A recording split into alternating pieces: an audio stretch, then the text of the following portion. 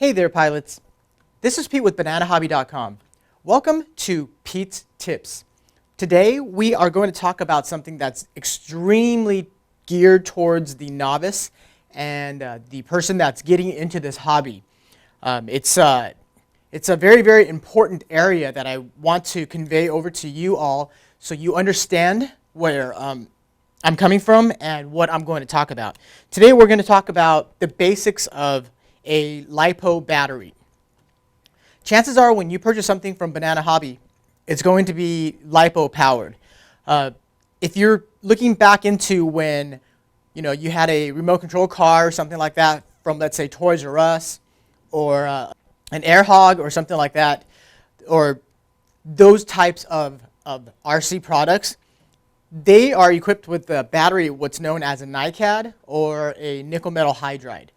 And a lot of us are mixing up what we learned from the previous things that we played with when we were younger with the Lipo batteries of today.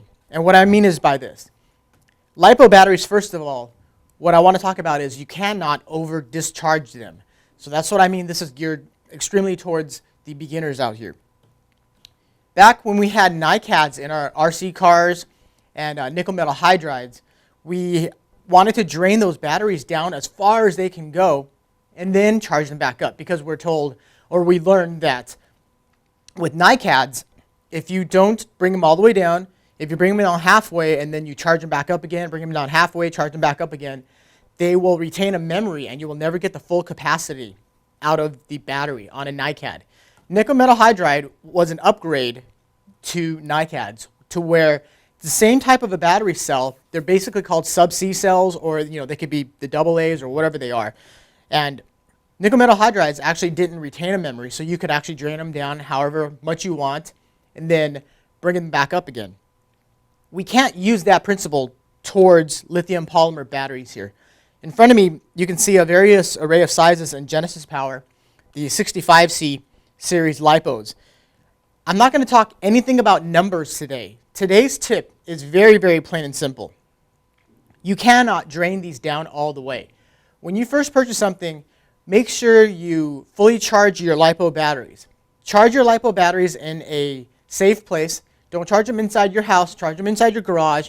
And we actually carry Lipo bags here.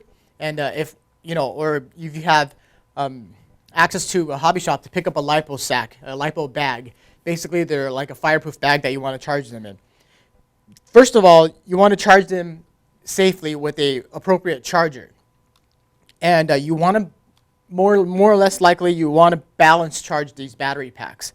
And without going into that portion of it, because that's a different area there, we need to talk about how to not over discharge these batteries. You don't fly these airplanes that are powered by Lipos and just keep flying them and keep flying them and keep flying them. You're having so much fun, and all of a sudden, you're starting to lose power.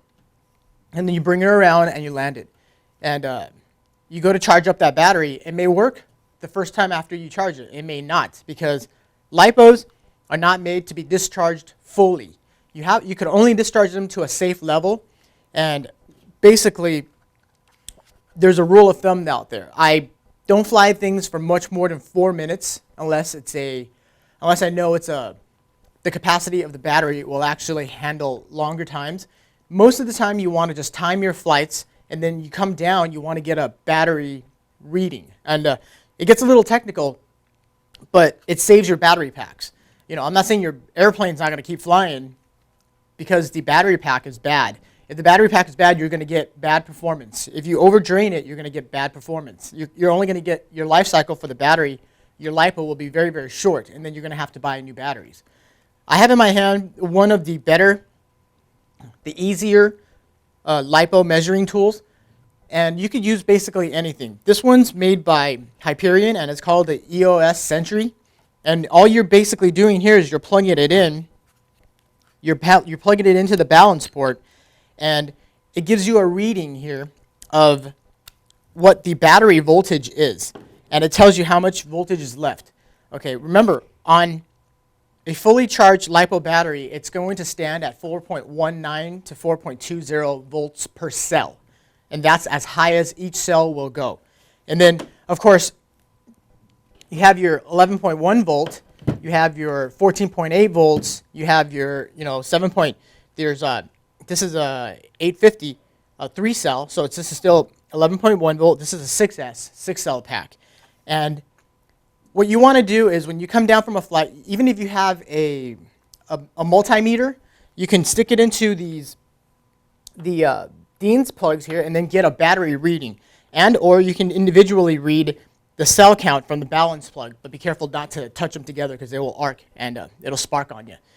But that's my tip of today is you don't want to fly them too long. You want to fly them to about, I always fly my packs to about 50% to 60% of drain, and then you can charge it back up. That just keeps longevity and these packs to fly longer.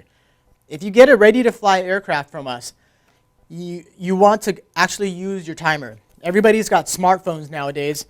Set up a timer on your smartphone. Set it up for 5 minutes, set it up for 4 minutes. When you land, go check your battery. See how much capacity it actually took out. And for those that don't understand what capacity means, the capacity on a battery is the mAh part, okay? So when you're looking at it, this one is a 5,000 mAh, okay? So the mAh is the area that's talking about how much capacity the battery actually has. I think on a later video, I'll probably break down individual cells, how low you want to go on each cell and things like that. And there's quite a bit of differences out there. Some people say, you don't want to go lower than 3.7 volts per cell. Some people say you can drop them down as low as 3.2 volts per cell. It differentiates. It's just how much you want to fly your batteries. When I come down from a flight, the majority of my batteries will sit at about 3.7 volts per cell. And sometimes I'll drain them down to about 3.5, and then I charge them back up. But I'm never, ever below 3 volts per cell.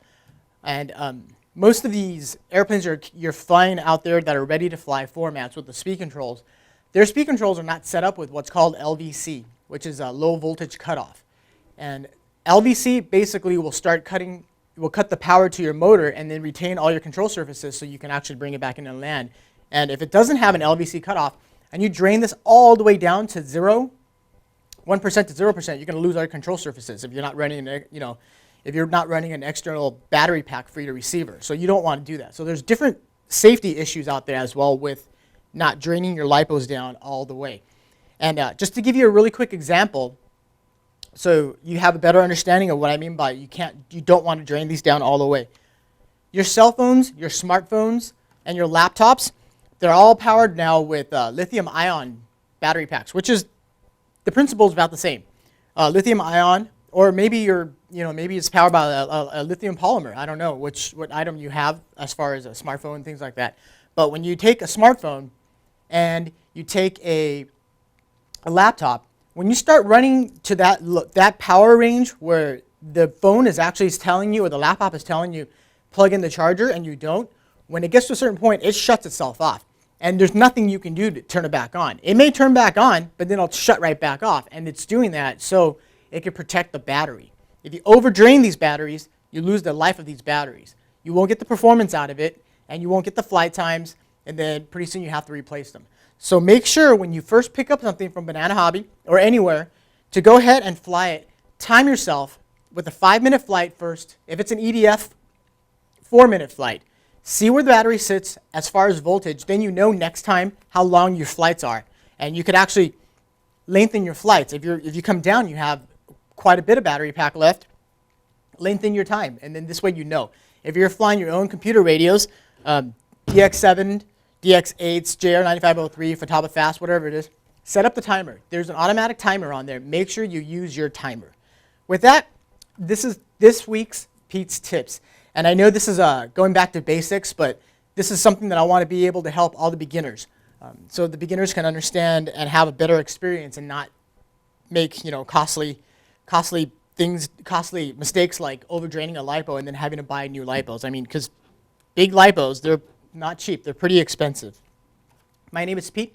Thank you for joining me for this episode of Pete's Tips. If you have any questions or if you have any ideas for what you would like to see in a Pete's Tips episode, go ahead and post your comments right below here, and I'll go ahead and go through those, and maybe I'll pick something that you guys have asked and put it into a Pete's Tips. Follow us on Twitter, like us on Facebook, and subscribe here as well. We will see you next time.